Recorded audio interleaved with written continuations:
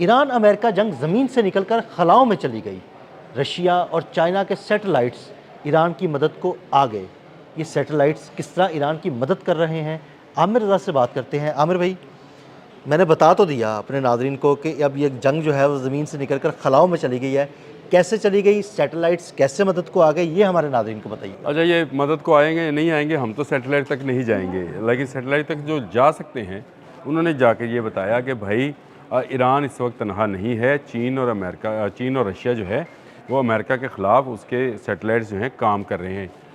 एक मशीर हैं दिफा के अमेरिकन, उन्होंने एक इंटरव्यू दिया है, डगलस ग्रोर नाम है, तस्वीर में साथ लगा लीजिएगा।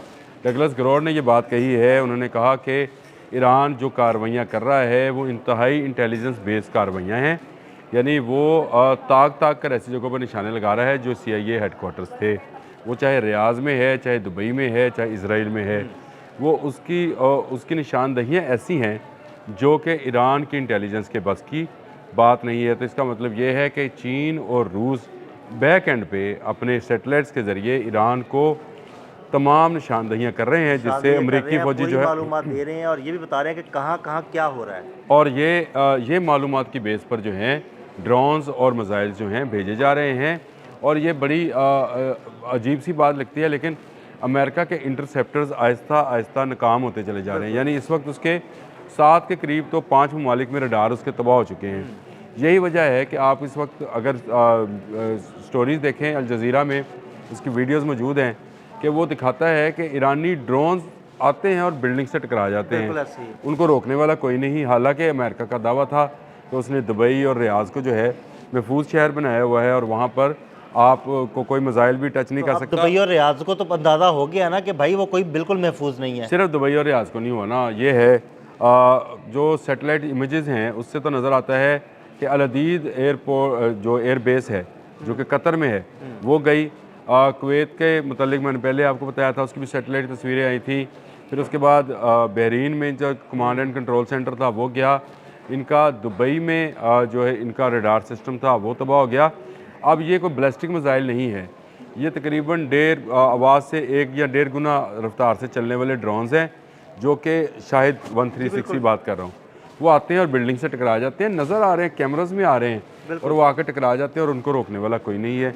तो अब आप देखें, बात है कि बड़े सस्ते ड्रोन है। सस्ते ड्रोन, हाँ, $20,000 का ड्रोन है और उसको चलाने के लिए $4 मिलियन का पेट्रियट चल रहा है। लेकिन डगलस ग्रोर का ये इंटरव्यू जो है TV पे नशर हुआ और उसने कहा कि आहिस्ता आहिस्ता अमेरिका जो है इसमें फंसता चला जा रहा है। ये असल में साबिक मशीर हैं, इस वक्त मौजूदा होते तो शायद बात भी ना करते, लेकिन उनका ये क्योंकि वसी तजर्बा है, ये किसी ज़माने में ख़ुद भी मरीन रहे हैं और ये मशीर रहे हैं दिफा के, अमेरिकन दिफा के, तो इसलिए इनको जो है इनकी बात की अहमियत है। उनका ये कहना है कि जो सैटेलाइट्स हैं वो बेस इंटेलिजेंस ऑपरेशन जो है ईरान कर रहा है और अमेरिका की हर पेशकदमी जो है उसकी इतला भी ईरान को पहुंच रही है। यानी इसका मतलब ये है कि डोनाल्ड ट्रंप ने ये जो दावा किया है कि उसने ईरान की तमाम बहरिया ख़त्म कर दी है, ये तो आमिर भाई ऐसे झूठा दावा है।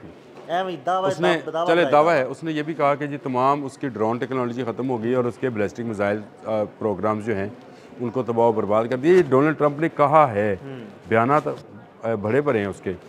लेकिन डगलस ग्रोर कहते हैं कि अगर ये ऐसी बात है तो फिर जो ड्रोन हमले हो रहे हैं वो ड्रोन कहाँ से आ रहे हैं? हाँ जी, बिल्कुल सोचने की बात है। जो मिसाइल हमले इसराइल में हो रहे हैं वो कहाँ से आ रहे हैं? जो बहरीन, कतर और कुवैत में और इराक़ में जो मिसाइल गिर रहे हैं वो कहाँ से आ रहे हैं? अगर सब आपने सिस्टम उसका तबाह करके रख दिया तो ये वो बात है जिसको लेकर इस वक्त अमेरिकी मीडिया के अंदर बहुत ज़्यादा शोर गोगा मचाया जा रहा है। अब आबनाए हुरमुज़ में अमेरिकन प्रेसिडेंट ये कहते हैं कि जो जहाज़ गुजर रहे हैं उनको मैं जो है हिफाजत फराहम करूँगा और उनकी इंश्योरेंस लेने में वो तैयार है। इसका मतलब है कि ईरानी बहरिया ख़त्म नहीं हुई, यानी डर तो देखें ख़त्म, तो आराम से जहाज़ गुजरते अभी तक कोई है उसकी आप दोस्त कोई डैमेज तो आपको ख़बर नहीं आई है। और अभी तक आपको कोई ऐसी स्टोरी नहीं मिली जिससे आपको ये नज़र आए कि ईरानी बहरिया जो है पीछे हट गई है।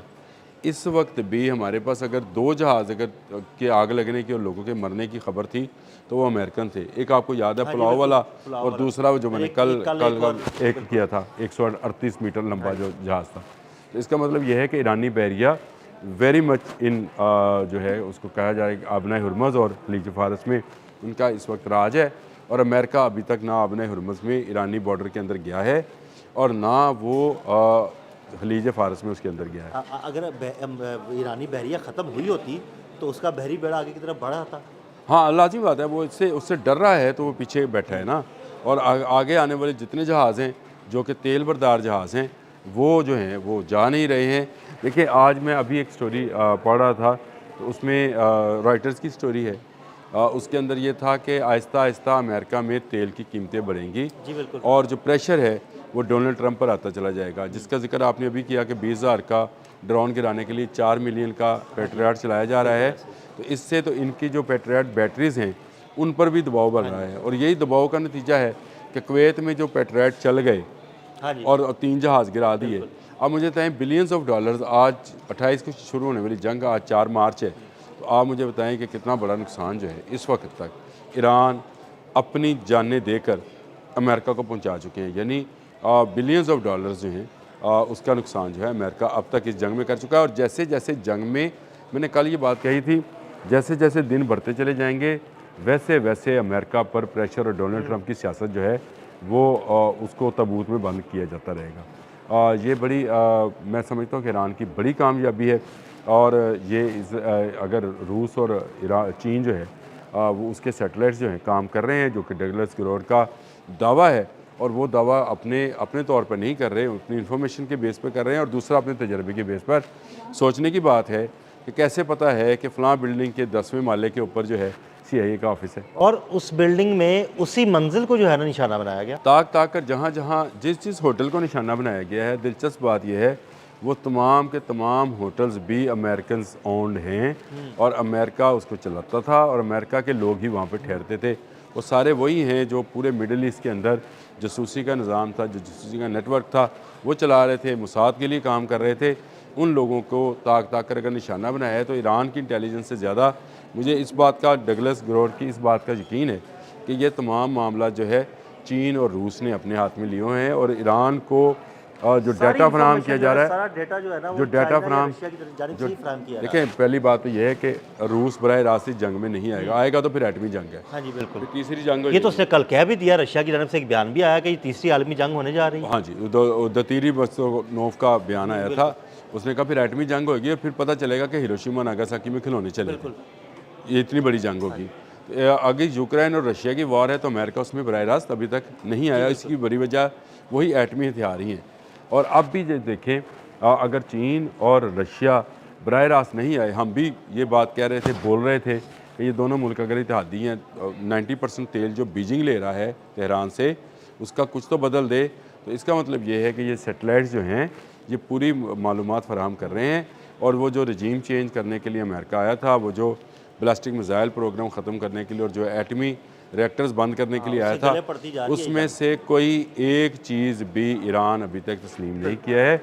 और बुनियादी वजह यह है कि ईरान के पास इस वक्त ऐसा दिफाई सिस्टम और ऐसा सेटेलाइट ऑपरेटेड मिसाइल मौजूद हैं जो ताक का निशाना लगा रहे हैं। बहुत शुक्रिया आमिर भाई जी। बिल्कुल, आमिर भाई ने जंग की तातरीन सूरत हाल के बारे में आपको आगाह किया और ये भी बताया कि किस तरह रशिया और चाइना के सैटेलाइट्स ईरान की मदद कर रहे हैं। अदील अहमद और आमिर रज़ा को इजाज़त दीजिएगा। अल्लाह हाफ़िज़।